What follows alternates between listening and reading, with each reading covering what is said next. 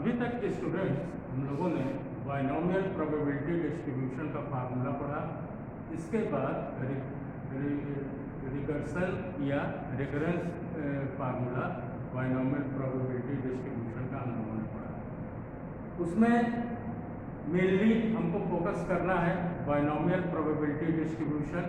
और ध्यान दीजिएगा कि बाइनोमियल प्रोबेबिलिटी डिस्ट्रीब्यूशन में जो n की वैल्यू है मैक्सिमम 20 तक होती है और कभी कभी 25 तक n की वैल्यू दी गई होती है, अदरवाइज 20 मान कर चलिए, 20 से ज़्यादा नहीं होगा। ठीक है, तो अगर n की वैल्यू 20 है तो उसमें क्वेश्चन में हम लोग ये गेस कर लेते हैं कि जो क्वेश्चन होगा वो बाइनोमियल प्रोबेबिलिटी डिस्ट्रीब्यूशन के फार्मूले से ही वो सॉल्व हो पाएगा। इससे हायर पे जब हम जाएंगे तो दूसरे टाइप का डिस्ट्रीब्यूशन हम लोग पढ़ेंगे। ठीक है, अब पेज नंबर 30 ओपन कीजिए। पेज नंबर 30 पे छोटे छोटे क्वेश्चंस हैं, ये आपको ऑब्जेक्टिव बना के दिया जा सकता है। ठीक है, तो उसको हम लोग समझते हुए छोटे छोटे क्वेश्चन कुछ कर लें। पहला क्वेश्चन है, if 10% of the bolts produced by a machine are defective. एक मशीन है वो बोल्ट बनाती है और उसमें 10% बोल्ट डिफेक्टिव निकल जाते हैं।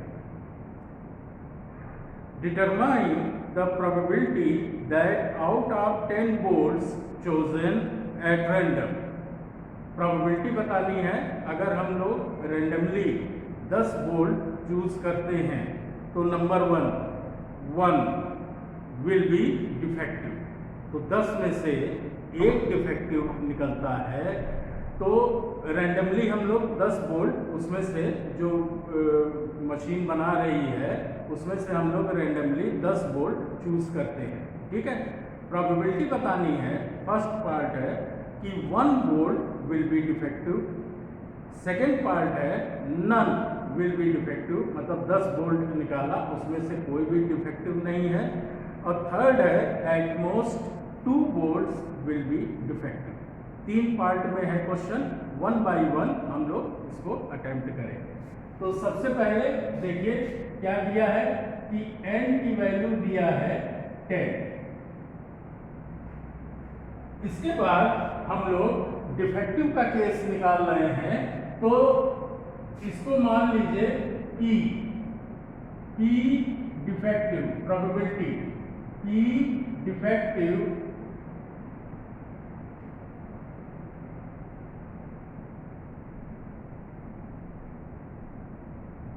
और ये गिवन है 10%। 10% का मतलब 10 by 100, दिस इज 1 by 10। तो फिर हम लोग नॉन डिफेक्टिव निकाल लें, क्यों? P प्लस Q इक्वल 1 होता है इसलिए। तो Q हम लोग मान लें नॉन डिफेक्टिव।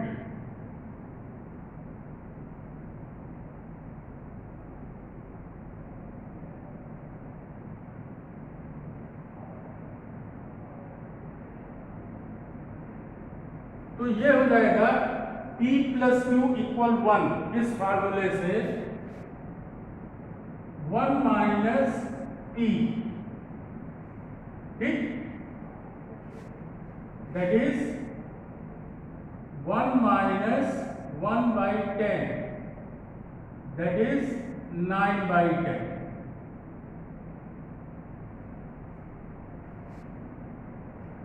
अब प्रोबेबिलिटी हमको अप्लाई करनी है, जिसमें आप जानते हैं कि अगर n आइटम में से r आइटम रैंडमली हमको चूज करना है तो उसकी प्रोबेबिलिटी होती है, we know that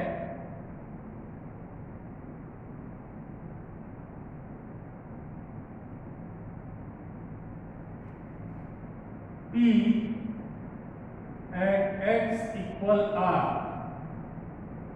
this is NCR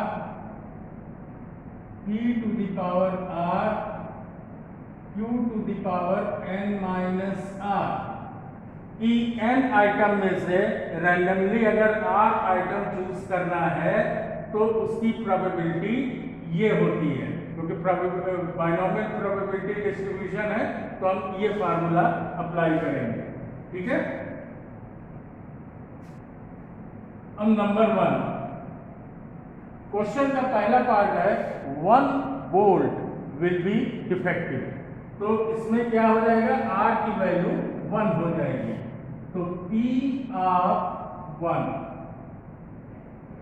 n की वैल्यू 10 है तो 10 C1 और P की वैल्यू है 1/10, 1/10 टू द पावर 1 और Q 9/10 है तो 9/10 to the power n minus r means 10 minus 1 that is 9।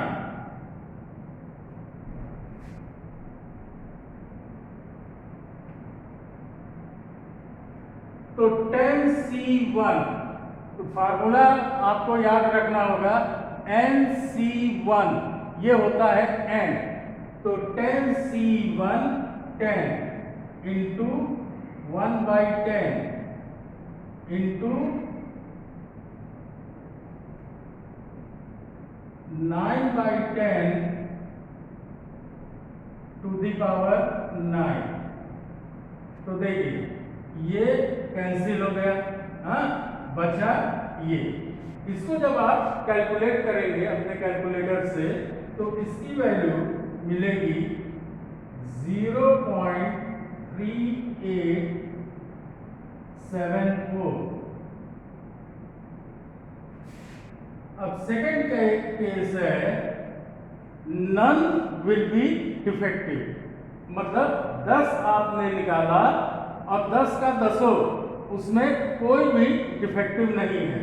तो इसका मतलब ये हुआ r = 0, क्योंकि r अब डिफेक्टिव नहीं है। तो P of 0 इसमें रखिए n की जगह 10 और r को रिप्लेस कीजिए 0 से। 10C0 P है 1/10, 1/10 to the power 0 into Q 9/10, 9/10 to the power 10 minus 0 that is 10। तो देखिए NC0 1, किसी भी नंबर पर पावर अगर 0 है तो हो जाएगा 1। ठीक, बचा सिर्फ यही 9/10 टू द पावर 10 और इसकी वैल्यू आपको मिल जाएगी 0.3486। थर्ड है कि eight most 2 bolts will be defective. At most का मतलब होता है स्टार्टिंग से चलिए, मतलब r = 0 से और कहां तक चलना है, r = 2 तक। एट मोस्ट का मतलब यही होता है कि लीस्ट वैल्यू से शुरू करते हैं, एट मोस्ट तक आते हैं। हाँ? तो r = 0 पे प्रोबेबिलिटी, एट मोस्ट का मतलब मीन्स P0 प्लस r = 1 पे probability that is P1 plus r = 2 तक प्रोबेबिलिटी। इन तीनों का सम हम निकालेंगे तो थर्ड केस जो है at most 2 bolts will be defective, इसका सॉल्यूशन हम फाइंड कर सकते हैं। तो देखिए थर्ड केस है कि probability that at most 2 bolts will be defective is P probability of r less than r = 2। तो ये हो जाएगा P0 plus P1 plus P2, ठीक है। अब P0 की वैल्यू हमको मालूम है, ये P0 0.3486 plus P1 0.3874 plus P2 की वैल्यू निकालिए 10C2 1/10 टू दी पावर 2, ये फार्मूला पे रखिए, r को रिप्लेस कीजिए 2 से, और ये हो जाएगा q टू दी पावर 10 - 2 का मतलब 8 इंटू 9/10 टू दी पावर 8। तो इसको आप पहले सिंपली ऐड कर लीजिए, ठीक। इसके बाद इसको कैलकुलेट कर लीजिए, ठीक है। 10C2 फार्मूला अप्लाई कर दीजिए, factorial n upon factorial r into factorial n minus r, उससे आप इसको कैलकुलेट कर लीजिए। 1/10 होल स्क्वायर का मतलब 1/100। इसके बाद कैलकुलेटर से इसकी वैल्यू जब आप निकालेंगे तो इसकी वैल्यू मिल रही है, टोटल वैल्यू आपको मिल जाएगी 0.9297। ये हुआ first question.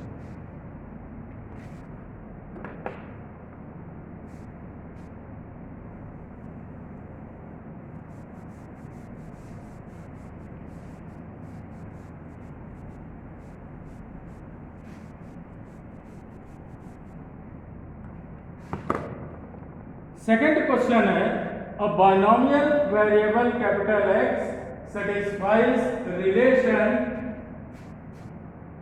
9p of x equal 4 equal p of x equal 2। ये 4 और 2 r की वैल्यूज हैं। So a binomial variable capital X satisfies relation this when n equals 6. When n equal 6, तो जब n की वैल्यू 6 है तो ये रिलेशन सेटिस्फाई हो रहा है। Find the value of the parameter p।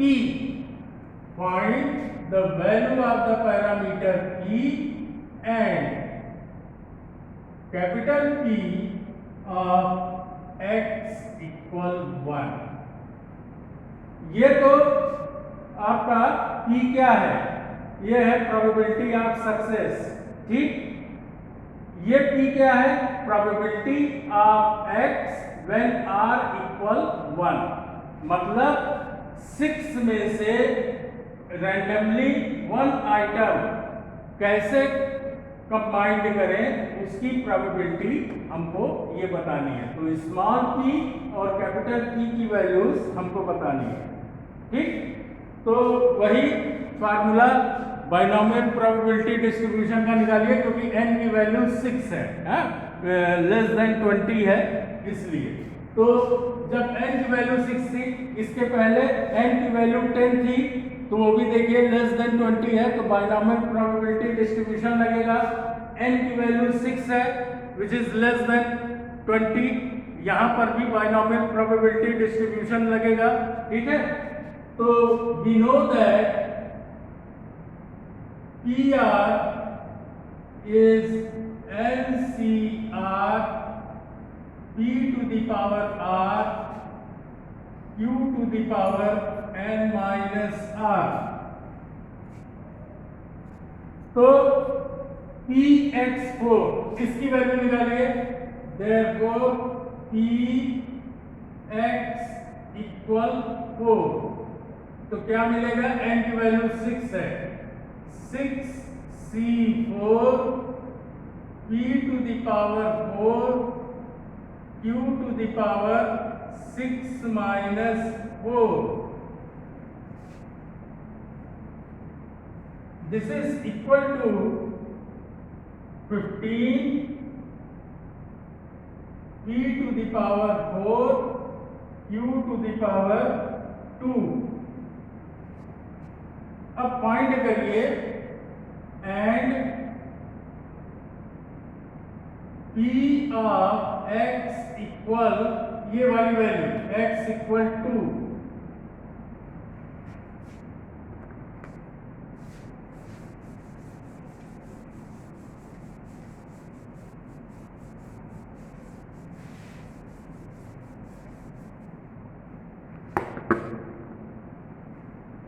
this is 6c2 p to the power 2 q to the power 6 minus 2, that is 6c2 15 into p square q to the power 4. अब given क्या है ये 9p4 equal p2, that is 15p4 q square equal 15p square q4. तो देखिए 15 तो cancel हो गया, ठीक है, और 9 भी है यहाँ पर इंटू 9, ये वाला 9, ठीक। तो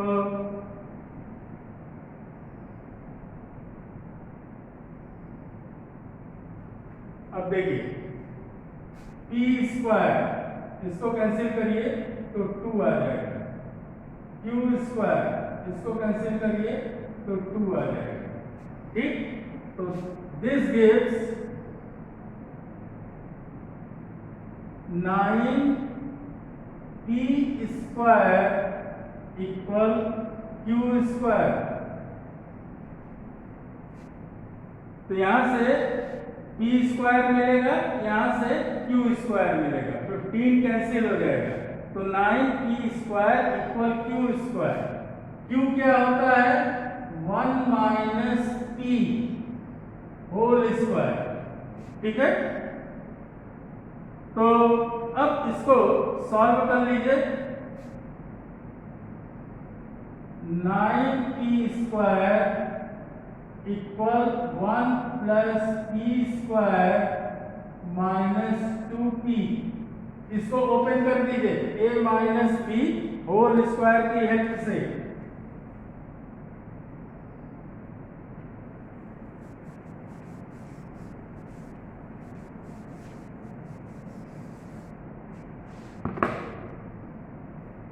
और सबको इधर लेते आइए, तो ये हो जाएगा 8p square plus 2p minus 1 equal to 0, ठीक है।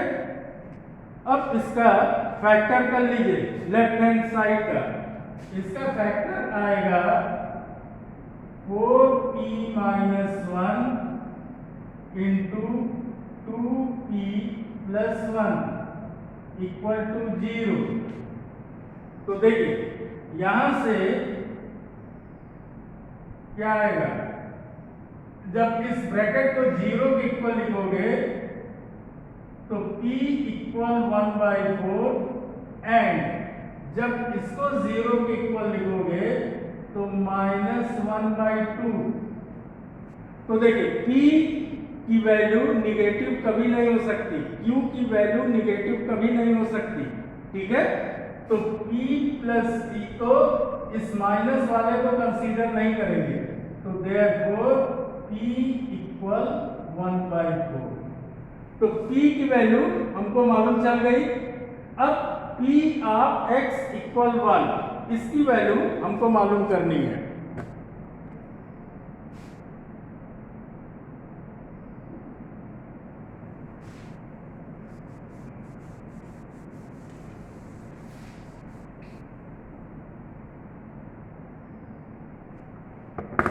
तो therefore P of x equal 1, यही फार्मूला आप लगाइए 6C1। अब P क्या मिला है 1/4, 1/4 टू दी पावर 1 और Q क्या हो जाएगा, तो therefore P equal 1/4, then Q equal 1 minus 1/4, this is 3/4, तो 3/4 हो जाएगा, तो 3/4 और n माइनस r 6 minus 1 5। अब बस इसको कैलकुलेट कर लीजिए, तो जब इसको कैलकुलेट करेंगे तो इसकी वैल्यू आ रही है 0.3559, ये इसकी वैल्यू मिलेगी।